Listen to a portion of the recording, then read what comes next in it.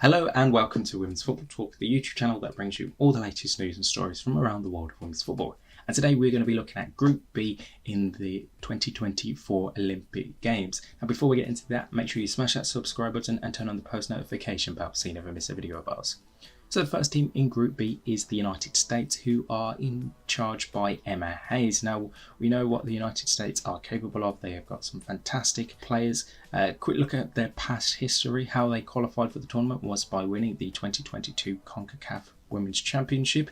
They have previously participated 7 times and they have won gold medal a good couple of times: London 2012, Beijing 2008, Athens 2004 and in Atlanta in 1996. So the United States know all about winning gold. Obviously a disappointing Olympics last time, where they were defeated.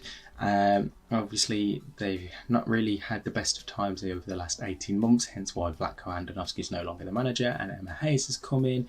But now looking at this United States team in the new Emma Hayes era, and it is a very new and what you'd say somewhat refreshing team.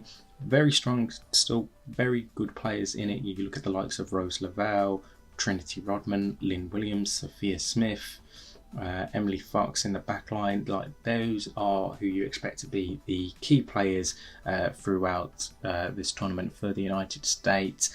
Obviously the big omission was Alex Morgan not being a part of the squad, whether it be the 18 selected or any of the alternate players.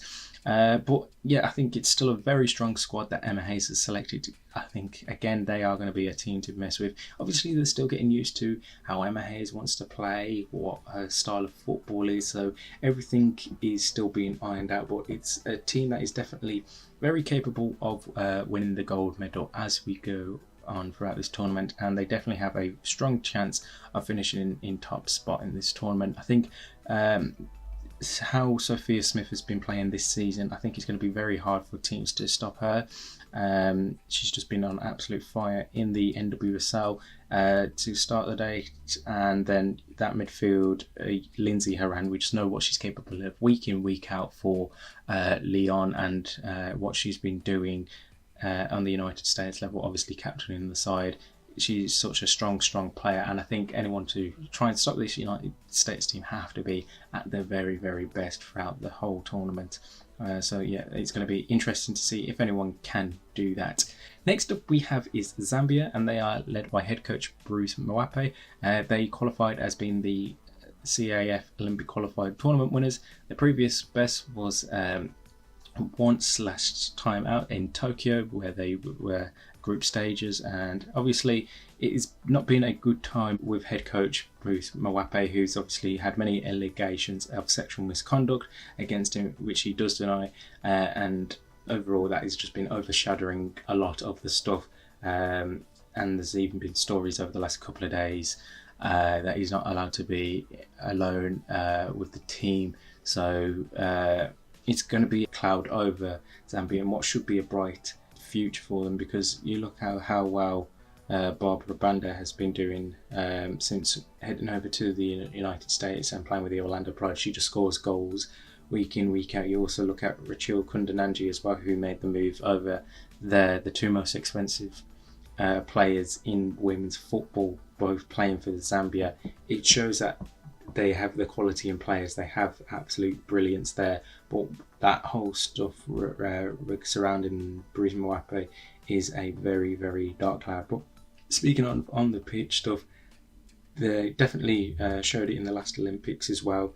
How many goals Barbara Banda scored was just left, right and centre. She seemed to be scoring goals.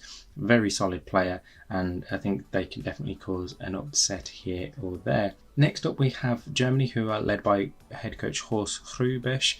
How they qualified was finishing in 3rd place in the UEFA Nations League. They've played at 5 previous Olympics: in Atlanta in '96, Sydney, Athens, Beijing and Rio 2016, which they won gold medal at in 2016. The big news for them was just before they headed over to France was they lost Lena Oberdorf due to an injury.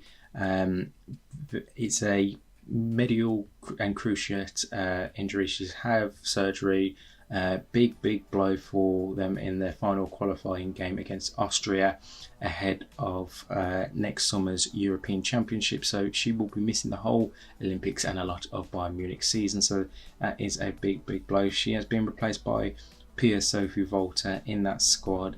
But again, it's still a very strong Germany squad that has been available for selection. You got the likes of Alexander Popp and Leah Schuler, clearly in the line. Then you look in that midfield, you got Sydney Lohmann, Sjoeke Nusken, who had a fantastic first season at Chelsea. And then you look at how Anne-Katrin Berg has been doing since she's joined Gotham FC over in the NWSL. She's been absolutely one of the best keepers in the NWSL, and it's going to be very hard to look past Germany. Again, a team that I can see going quite the distance in this Olympic tournament, and it's going to be a very interesting summer. But obviously that big blow, losing Lena Oberdorf just a week before the Olympic Games started, is a massive blow, but they still have the quality to do well there. And finally, in Group B, we have Australia, led by head coach Tony Gustafsson. How they qualified was by finishing as third round winners of the AFC Women's Qualifying Tournament after they beat Uzbekistan 13-0 on aggregate. They qualified for 4 previous tournaments: Sydney, which obviously they qualified as hosts, Athens, Rio and Tokyo. The best result was 4th place in Tokyo last time out. Again, it's a very strong Matilda side. We saw, like New Zealand, a year ago they were hosting the World Cup. They did quite well on that. Obviously, the big news for them, we've known for this for some time now, is they will be out without Sam Kerr, who suffered an ACL injury at the start of this year. But this squad that Tony Gustafsson has selected, very strong. A lot of players you'll know, the likes of Mary Fowler, Caitlin Ford, Kyra Coney-Cross, Katrina Gori, who I think had an absolutely fantastic tournament. So yeah, there's a lot of key players in this Australian team who can definitely cause an upset. One bit of news I didn't realise heading into this Olympics was this is Ellie Carpenter's 3rd Olympics already, even though she's still very young. Back in 2012, when she was there with them in England, she was like 15, 16, so even though she's only early 20s, this is her 3rd Olympic Games already, so that is a bit of history trivia for you there.